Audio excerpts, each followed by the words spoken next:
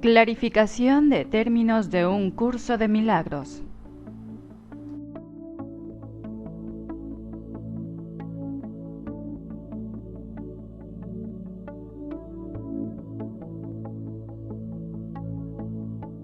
Introducción. Este no es un curso de especulación filosófica ni está interesado en una terminología precisa. Se orienta únicamente hacia la expiación o corrección de la percepción. El medio de la expiación es el perdón. La estructura de la conciencia individual es esencialmente irrelevante, puesto que es un concepto que representa el error original o pecado original. Estudiar el error en sí no conduce a la corrección, si es que en efecto quieres tener éxito en poder pasarlo por alto. Y es precisamente este proceso de pasar por alto lo que el curso se propone enseñar. Todos los términos son potencialmente polémicos, y quienes buscan controversia la encontrarán, mas quienes buscan clarificación también la encontrarán. Deben estar dispuestos, no obstante, a ignorar la controversia, reconociendo que es una defensa contra la verdad que se manifiesta en forma de maniobras dilatorias. Los argumentos teológicos como tales son necesariamente polémicos, ya que dependen de creencias y, por lo tanto, pueden ser aceptados o rechazados. Una teología universal es imposible, mientras que una experiencia universal no solo es posible, sino necesaria. Alcanzar esa experiencia es lo que el curso se propone. Solo cuando ésta se alcanza es posible la consistencia, porque solo entonces se acaba la incertidumbre. Este curso opera dentro del marco de referencia del ego, pues ahí es donde se necesita.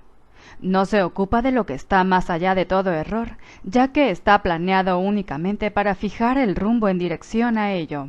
Por lo tanto, se vale de palabras, las cuales son simbólicas y no pueden expresar lo que se encuentra más allá de todo símbolo. El ego es el único que pregunta, puesto que es el único que duda. El curso simplemente ofrece otra respuesta, una vez que se ha planteado una pregunta. Dicha respuesta, no obstante, no recurre a la inventiva o al ingenio. Esos son atributos del ego. El curso es simple.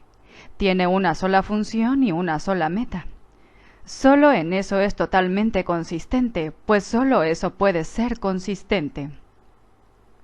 El ego exigirá muchas respuestas que este curso no provee. El curso no reconoce como preguntas aquellas que solo tienen la apariencia de preguntas, pero que son imposibles de contestar. El ego puede preguntar, ¿cómo sucedió lo imposible? ¿A qué le ocurrió lo imposible? Y lo puede preguntar de muchas maneras, mas no hay una respuesta para ello, solo una experiencia. Busca solo esta y no permitas que la teología te retrase. Notarás que el énfasis que el curso pone en las cuestiones estructurales es muy breve y solo tiene lugar al principio. Dicho énfasis desaparece muy pronto para dar paso a la enseñanza central. Sin embargo, puesto que has pedido aclaraciones, a continuación se ofrecen unas cuantas para algunos de los términos utilizados. 1. Mente-espíritu. El término mente se utiliza para representar el principio activo del espíritu, el cual le suministra a éste su energía creativa. Cuando el término va con mayúscula, se refiere a Dios o a Cristo, es decir, a la mente de Dios o a la mente de Cristo. El espíritu es el pensamiento de Dios que Él creó semejante a sí mismo. El espíritu unificado es el único Hijo de Dios, o Cristo. En este mundo, puesto que la mente está dividida, los hijos de Dios parecen estar separados. Sus mentes, asimismo, no parecen estar unidas. En ese estado ilusorio, el concepto de una mente individual parece tener sentido. En el curso, por lo tanto, se describe a la mente como si consistiera de dos partes, el espíritu y el ego. El espíritu es la parte que aún se mantiene en contacto con Dios a través del Espíritu Santo. quien, aunque mora en esa parte, también ve la otra. No se usa el término alma excepto en citas directas de la Biblia, por ser un término sumamente polémico. En cualquier caso, sería un equivalente de espíritu, entendiéndose que, al formar parte del ámbito de Dios, es eterna y nunca nació. La otra parte de la mente es completamente ilusoria y sólo teje ilusiones. El espíritu conserva su potencial creativo, pero su voluntad, que es la de Dios, parecerá estar cautiva mientras la mente no esté unificada. La creación continúa imperturbable porque esa es la voluntad de Dios. Dicha voluntad está siempre unificada y por lo tanto no tiene significado en este mundo, no tiene grados ni opuestos. La mente puede gozar de rectitud o estar errada, dependiendo de la voz que escuche. La mentalidad recta escucha al Espíritu Santo, perdona al mundo y en su lugar ve el mundo real a través de la visión de Cristo. Esta es la visión final, la última percepción, la condición en la que Dios mismo da el paso final. Ahí, al tiempo y a lo ilusorio les llega su fin. La mentalidad errada escucha al ego y teje ilusiones, percibe el pecado, justifica la ira y considera que la culpabilidad, la enfermedad y la muerte son reales. Tanto este mundo como el mundo real son ilusorios, pues la mentalidad recta simplemente pasa por alto, o perdona, lo que nunca ocurrió. Por lo tanto, la mentalidad recta no es la mentalidad uno de la mente de Cristo, cuya voluntad es una con la de Dios. La única libertad que aún nos queda en este mundo es la libertad de elegir, y la elección es siempre entre dos alternativas o dos voces. La voluntad no está involucrada en la percepción a ningún nivel y no tiene nada que ver con el proceso de elegir. La conciencia es el mecanismo receptor, el cual recibe mensajes tanto del plano superior como del inferior, del Espíritu Santo o del ego. La conciencia tiene niveles y puede cambiar drásticamente de uno a otro, pero no puede trascender el dominio de lo perceptual. En su nivel más elevado, se vuelve consciente del mundo real y puede ser entrenada para hacer eso cada vez con mayor frecuencia. Sin embargo, el hecho mismo de que tenga niveles y de que pueda ser entrenada demuestra que no puede alcanzar el conocimiento.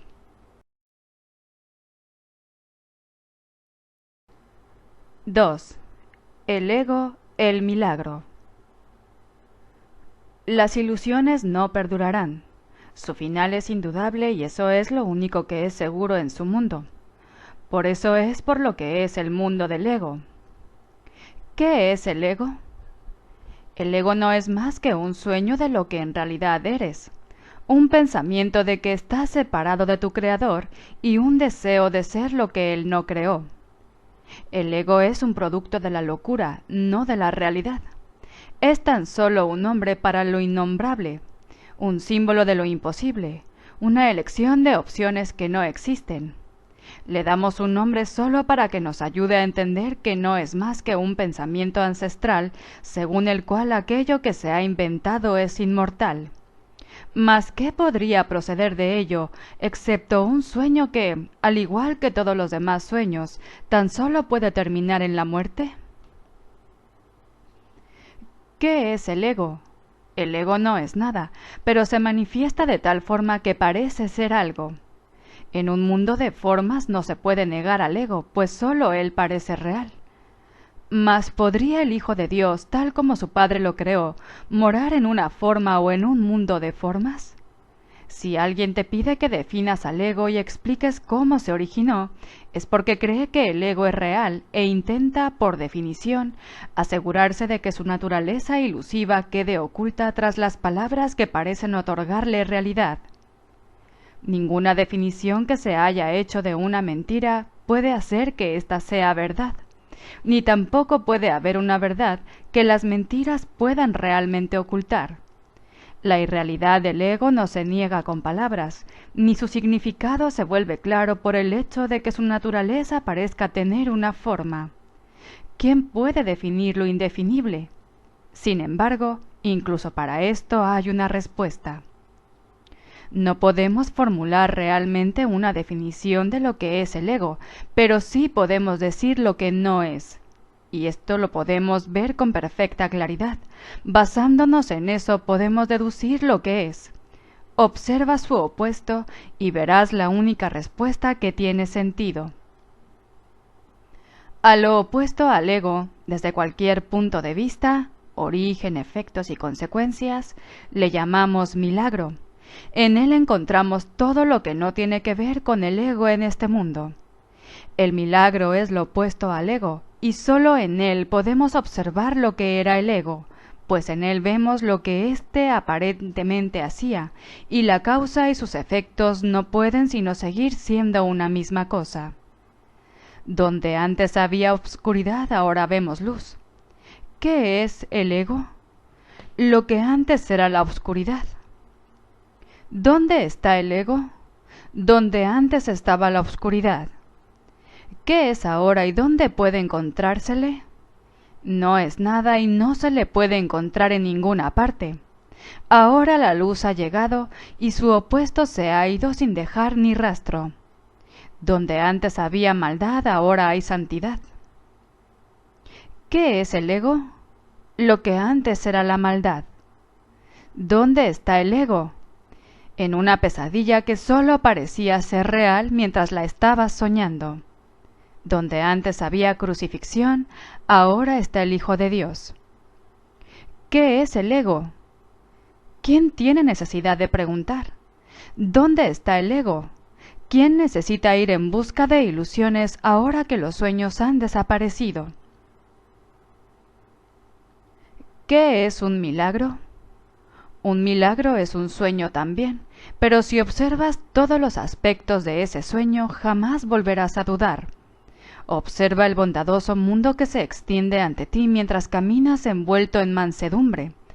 Observa a los ayudantes que encuentras a lo largo del camino que recorres, felices ante la certeza del cielo y la garantía de paz. Y observa también, por un instante, lo que por fin dejaste atrás y finalmente pasaste de largo. Esto es lo que era el ego, el odio cruel, la necesidad de venganza y los gritos de dolor, el miedo a la muerte y el deseo de matar, la ilusión de no tener hermanos y el yo que parecía estar solo en el universo. El milagro corrige este terrible error con respecto a ti mismo, con la misma dulzura con la que una madre amorosa adormece con su canto a su criatura. ¿No preferirías escuchar un canto así? ¿No contestaría ese canto todo lo que pensabas preguntar, haciendo incluso que la pregunta dejase de tener sentido? Tus preguntas no tienen respuesta, ya que han sido planteadas para callar la voz de Dios, la cual nos hace a todos una sola pregunta. ¿Estás listo ya para ayudarme a salvar el mundo? Pregunta esto en vez de preguntar qué es el ego, y verás un súbito resplandor envolver al mundo que el ego fabricó. Ahora no se le niega a nadie ningún milagro. El mundo se ha salvado de todo lo que tú pensabas que era, y lo que es ha sido siempre absolutamente puro y jamás ha sido condenado. El milagro perdona, el ego condena. No se necesita ninguna otra definición para ninguno de ellos excepto esta. Mas, ¿qué definición podría ser más cierta o estar más a tono con lo que es la salvación? Con esto el problema y la respuesta se llevan uno al lado del otro, y al estar finalmente juntos, la elección es obvia. ¿Quién elegiría el infierno de reconocer que eso es lo que está eligiendo? ¿Y quién no seguiría adelante un poco más cuando le ha sido dado comprender que el camino es corto y que el cielo es su meta? 3. El perdón, la faz de Cristo. El perdón es el medio que nos lleva a Dios y que nos permite alcanzarle, mas es algo ajeno a Él. Es imposible concebir que algo creado por Él pueda necesitar perdón. El perdón, entonces, es una ilusión, pero debido a su propósito, que es el del Espíritu Santo, hay algo en ella que hace que sea diferente. A diferencia de las demás ilusiones, nos aleja del error en vez de acercarnos a él. Al perdón podría considerársele una clase de ficción feliz, una manera en la que los que no saben pueden salvar la brecha entre su percepción y la verdad. No pueden pasar directamente de la percepción al conocimiento, porque no creen que esa sea su voluntad. Esto hace que Dios parezca ser un enemigo en lugar de lo que realmente es. Y es precisamente esta percepción de mente la que hace que no estén dispuestos a simplemente ascender y retornar a Él en paz. Y de este modo necesitan una ilusión de ayuda porque se encuentran desvalidos, un pensamiento de paz porque están en conflicto. Dios sabe lo que su Hijo necesita antes de que Él se lo pida. Dios no se ocupa en absoluto de la forma, pero al haber otorgado el contenido, su voluntad es que se comprenda, y eso basta. Las formas se adaptan a las necesidades, pero el contenido es inmutable, tan eterno como su Creador. Antes de que el recuerdo de Dios pueda retornar, es necesario ver la faz de Cristo. La razón es obvia. Para ver la faz de Cristo se requiere percepción. El conocimiento no es algo que se pueda ver, pero la faz de Cristo es el gran símbolo del perdón, es la salvación, es el símbolo del mundo real. El que la ve deja de ver el mundo. Está tan cerca ya del umbral del cielo como es posible estar mientras aún esté afuera. Mas desde ahí un paso más basta para entrar. Es el paso final, y ese se lo dejamos a Dios. El perdón es un símbolo también, pero en cuanto que símbolo exclusivo de la voluntad del Padre, no puede ser dividido, y así la unidad que refleja se convierte en su voluntad. Es lo único que aún está en el mundo en parte, y que al mismo tiempo es el puente que conduce al cielo. La voluntad de Dios es lo único que existe. Lo único que podemos hacer es pasar de la nada al todo, del infierno al cielo. ¿Es esto una jornada? No, en verdad no lo es, pues la verdad no va a ninguna parte, pero las ilusiones cambian según el lugar o la época. El paso final no es más que otro cambio. Por ser una percepción, es en parte irreal. Sin embargo, esa parte desaparecerá. Lo que entonces quedará será la paz eterna y la voluntad de Dios. Ahora ya no hay deseos, pues los deseos cambian. Incluso lo que una vez se deseó puede volverse indeseable. Esto es así porque el ego jamás puede estar en paz. Pero la voluntad es constante por ser el don de Dios, y lo que Él da es siempre como Él mismo. Este es el propósito de la faz de Cristo. Es el regalo de Dios para la salvación de su Hijo.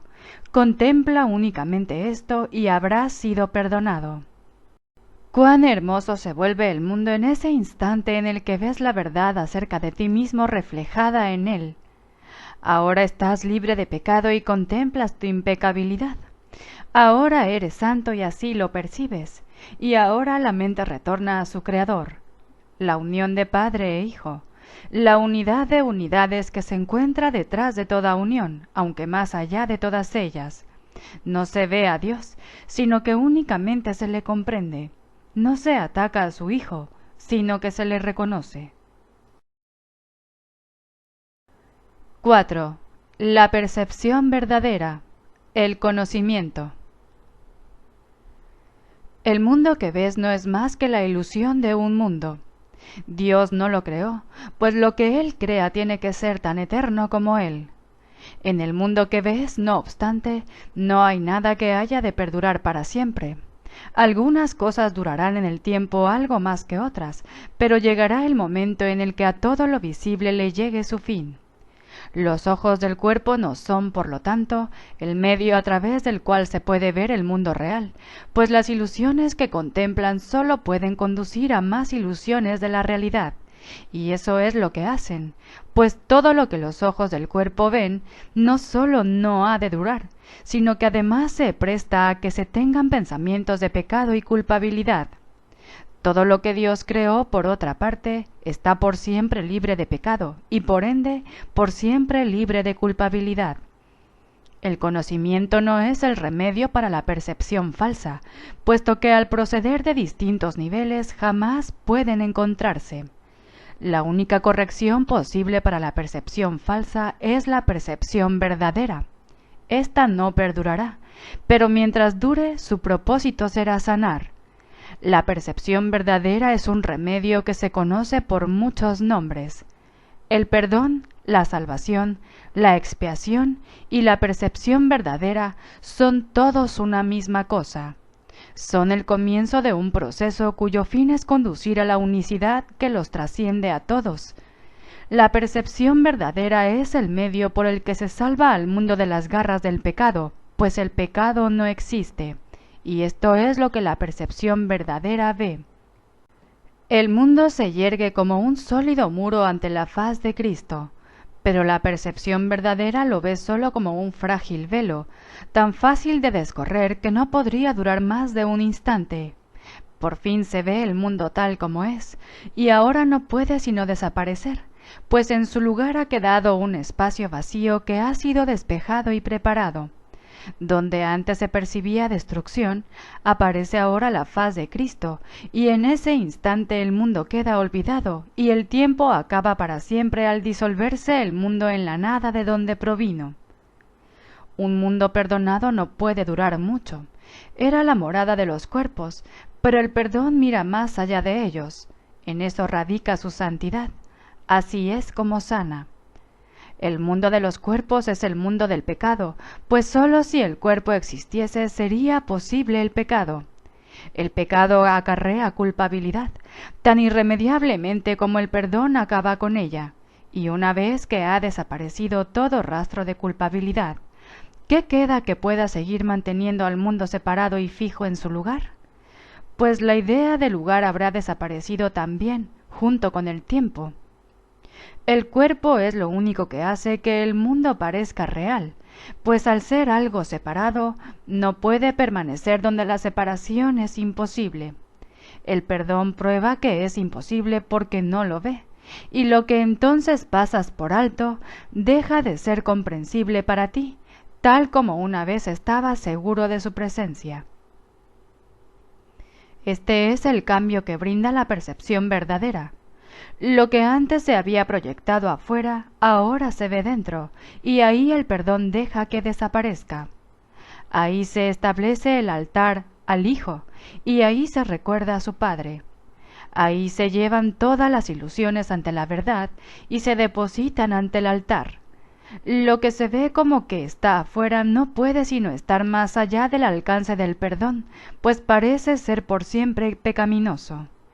¿Qué esperanza puede haber mientras se siga viendo el pecado como algo externo? ¿Qué remedio puede haber para la culpabilidad? Mas al ver a la culpabilidad y al perdón dentro de tu mente, estos se encuentran juntos por un instante, uno al lado del otro, ante un solo altar. Ahí, por fin, la enfermedad y su único remedio se unen en un destello de luz curativa. Dios ha venido a reclamar lo que es suyo. El perdón se ha consumado. Y ahora el conocimiento de Dios, inmutable, absoluto, puro y completamente comprensible, entra en su reino. Ya no hay percepción, ni falsa ni verdadera. Ya no hay perdón, pues su tarea ha finalizado. Ya no hay cuerpos, pues han desaparecido ante la deslumbrante luz del altar del Hijo de Dios. Dios sabe que ese altar es el suyo, así como el de su Hijo, y ahí se unen, pues ahí el resplandor de la faz de Cristo ha hecho desaparecer el último instante del tiempo, y ahora la última percepción del mundo no tiene propósito ni causa. Pues ahí donde el recuerdo de Dios ha llegado finalmente, no hay jornada, ni creencia en el pecado, ni paredes ni cuerpos. Y la sombría atracción de la culpabilidad y de la muerte se extingue para siempre. Oh hermanos míos, si tan solo supierais cuánta paz os envolverá y os mantendrá a salvo, puros y amados en la mente de Dios, no haríais más que apresuraros a encontraros con Él en su altar. Santificados sean vuestros nombres y el suyo, pues se unen ahí, en ese santo lugar. Ahí Él se inclina para elevaros hasta Él, liberándoos de las ilusiones para llevaros a la santidad, liberándoos del mundo para conduciros a la eternidad, liberándoos de todo temor y devolviéndoos al amor. 5. Jesús Cristo. No necesitas ayuda para entrar en el cielo, pues jamás te ausentaste de él. Pero sí necesitas una ayuda que proceda de más allá de ti, pues te encuentras limitado por falsas creencias con respecto a tu identidad, la cual solo Dios estableció en la realidad. Los ayudantes que se te proveen varían de forma, aunque ante el altar son uno solo. Más allá de cada uno de ellos se encuentra un pensamiento de Dios, y esto jamás ha de cambiar. Pero sus nombres difieren por un tiempo, puesto que el tiempo necesita símbolos, siendo de por sí irreal. Sus nombres son legión, pero no nos extenderemos más allá de los nombres que el curso en sí emplea. Dios no provee ayuda, pues no sabe de necesidades. Sin embargo, Él crea todos los ayudantes que su Hijo pueda necesitar, mientras éste siga creyendo que sus fantasías son reales. Dale gracias a Dios por ellos, pues son quienes te conducirán de regreso a tu hogar. El nombre de Jesús es el nombre de uno que, siendo hombre, vio la faz de Cristo en todos sus hermanos y recordó a Dios. Al identificarse con Cristo, dejó de ser un hombre y se volvió uno con Dios. El hombre era una ilusión, pues parecía ser un ser separado que caminaba por su cuenta, dentro de un cuerpo que aparentemente mantenía su ser separado de su ser, como hacen todas las ilusiones. Pero, ¿quién puede salvar a menos que, al ver las ilusiones, las identifique como lo que son? Jesús sigue siendo un Salvador porque vio lo falso y no lo aceptó como la verdad. Cristo necesitó su forma para poder presentarse ante los hombres y salvarlos de sus ilusiones. En su completa identificación con el Cristo, el perfecto Hijo de Dios, su única creación y su felicidad, por siempre como Él y uno con Él, Jesús se convirtió en lo que todos vosotros no podéis sino ser. Mostró el camino para que le siguieras. Él te conduce de regreso a Dios, porque vio el camino ante sí y lo siguió. Jesús hizo una clara distinción, todavía velada para ti, entre lo falso y lo verdadero. Te ofreció una demostración palpable de que es imposible matar al Hijo de Dios, y de que el pecado, la maldad, la malicia, el miedo o la muerte no pueden alterar su vida en modo alguno. Todos tus pecados, por lo tanto, te han sido perdonados, ya que jamás tuvieron consecuencia alguna. Y así, no fueron más que sueños. Levántate con aquel que te mostró esto, ya que se lo debes por haber compartido contigo tus sueños para que pudieran ser disipados, y todavía los comparte para mantenerse en unión contigo. ¿Es Él el Cristo? Por supuesto que sí, junto contigo. Su vida en la tierra no fue lo suficientemente larga como para poder enseñar la poderosa lección que aprendió por todos vosotros. Mas Él permanecerá contigo para conducirte desde el infierno que tú hiciste hasta Dios. Y cuando unas tu voluntad a la suya, verás a través de su visión, pues los ojos de Cristo se comparten. Caminar con Él es algo tan natural como caminar con un hermano al que conoces desde que naciste, pues eso es en verdad lo que Él es. Se han hecho amargos ídolos de aquel que solo quiere ser un hermano para el mundo. Perdónale tus fantasías y comprende lo mucho que amarías a un hermano así, pues Él por fin le brindará descanso a tu mente y la llevará contigo ante tu Dios. ¿Es Él el único ayudante de Dios? Por supuesto que no, pues Cristo adoptará muchas formas con diferentes nombres hasta que se reconozca la unicidad de todas ellas, Mas para ti, Jesús es el portador del único mensaje de Cristo acerca del amor de Dios. No tienes necesidad de ningún otro. Es posible leer sus palabras y beneficiarse de ellas sin aceptarle en tu vida, mas Él te ayudaría todavía más si compartieses con Él tus penas y alegrías y renunciases a ambas para hallar la paz de Dios. Con todo, lo que Él quiere que aprendas más que nada sigue siendo la lección que vino a enseñar, la cual reza así: la muerte no existe porque el Hijo de Dios es como su Padre. No puedes hacer nada que pueda alterar el amor eterno. Olvida tus sueños de pecado y de culpabilidad, y en su lugar ven conmigo a compartir la resurrección del Hijo de Dios, y trae contigo todos aquellos que Él te ha enviado, para que cuides de ellos como yo cuido de ti. 6. El Espíritu Santo. Jesús es la manifestación del Espíritu Santo, a quien Él invocó para que descendiese sobre la tierra después de su ascensión al cielo, es decir, después de haberse identificado completamente con el Cristo, el Hijo de Dios tal como Él lo creó. Al ser el Espíritu Santo una creación del único Creador, y al crear junto con Él y a su semejanza o espíritu, es eterno y nunca ha cambiado.